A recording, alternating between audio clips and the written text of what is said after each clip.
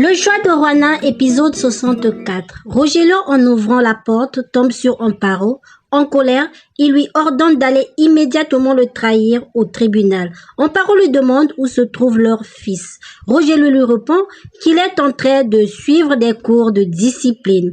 Amparo ne supporte pas, se jette sur lui. Mais Atassa Fomayor la repousse violemment et lui demande de se calmer immédiatement.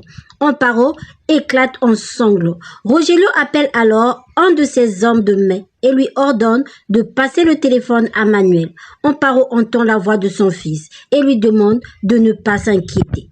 Pendant ce temps, à la brasserie, Claudio confie à Carlos qu'il a examiné le sang que Juana avait trouvé chez Gabriel. Après analyse, il confirme qu'il s'agit bien du sang de Francisco.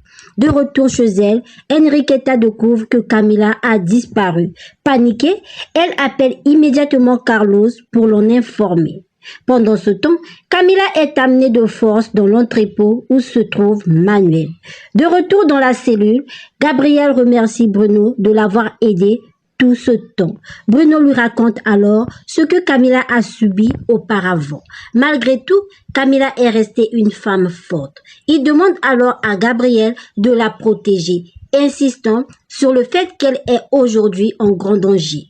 Juana montre à Felipe la vidéo du sang que Juana avait trouvé chez Gabriel. Mais elle explique que cette preuve avait disparu au moment où elle a alerté Gabriel. En fouillant davantage, elle retrouve une autre photo, mais très floue. Peu de temps après, tous se rendent à l'enterrement des Raymond. Après la cérémonie, Carlos explique à Juana comment s'est déroulé le procès de la veille. Juana lui confie qu'elle a une bonne nouvelle. Elle a retrouvé sa carte mémoire. Elle lui explique cependant qu'une des photos est très floue, mais qu'elle pourrait malgré tout s'avérer utile. Elle remet ensuite la carte à Salvador. Enriqueta reste auprès de Felipe pour lui tenir compagnie. David arrive et lui dit qu'ils doivent se rendre à la brasserie.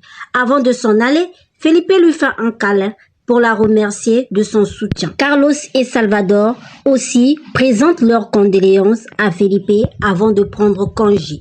Dans l'entrepôt, Camila supplie Rogelio de ne pas leur faire de mal. Manuel dit à son père qu'il est un vrai monstre. Atassa Fomayor Rogelio, très en colère, se jette sur lui et le frappe violemment. Camila de son côté supplie Rogelio d'arrêter. Au poste de police, Pacheco remet à Salvador les résultats de son enquête sur la brasserie Astro. Bien que Rogelio ne figure pas officiellement comme membre de l'entreprise, mais Pacheco révèle qu'une importante somme d'argent est déposée chaque mois sur son compte en Suisse. À la brasserie, Claudio montre à Carlos, Enriqueta et David la fameuse photo floue que Juana a retrouvée sur sa carte mémoire. Salvador appelle Carlos pour lui annoncer la découverte de grosses sommes d'argent qui sont versées depuis la brasserie Astro sur le compte de Rogelio. De son côté, Salvador demande à Pacheco de suivre discrètement Camacho. Rogelio discute avec son avocate, préparant une nouvelle stratégie pour le procès. L'audience de Gabriel reprend. Juana, présente dans la salle, s'approche de Gabriel et l'embrasse. Claudio profite d'un moment avant l'audience pour s'entretenir avec Gabriel au sujet des nouveaux éléments qu'il a en sa possession. Pendant ce temps, Salvador interroge le président de la brasserie Astro, qui finit par avouer que Rogelio fait bien partie de l'entreprise. Amparo essaie de convaincre Paola que son père est un monstre et lui demande de ne plus se laisser manipuler par lui. Paola, déterminée à prendre la défense de son père. Pendant ce temps, au tribunal, les journalistes se pressent lorsque Rogelio arrive. Au même moment, Claudio demande à Juana de garder son calme lorsqu'elle témoignera à la barre.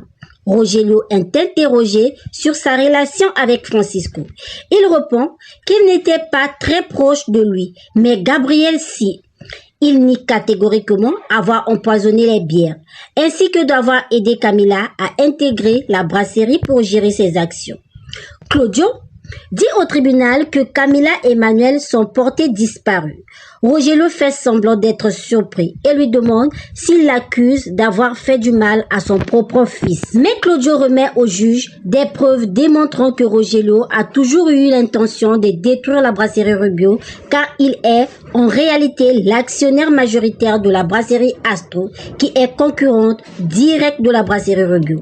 Rogelio répond que toutes ces supposées preuves ce sont du mensonge, mais le juge, tenant les documents entre ses mains, annonce clairement que la brasserie Astro ne pourra pas absorber la brasserie Rubio. Ensuite, Juana monte à la barre pour son témoignage.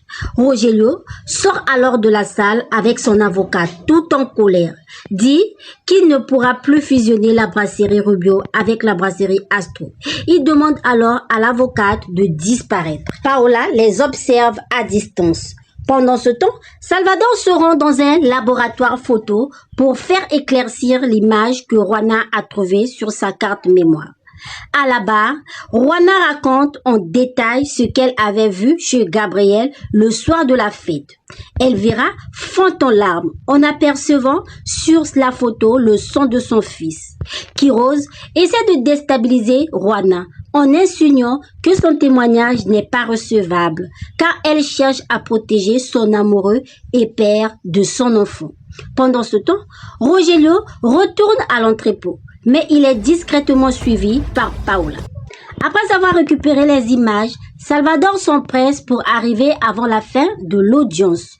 Pendant que Juana est bombardée par des questions, Salvador arrive dans la salle et présente la preuve au juge. Ce dernier accepte immédiatement de recevoir les éléments qu'il apporte. On voit alors très clairement Rogelio traîner le corps de Francisco sur le sol.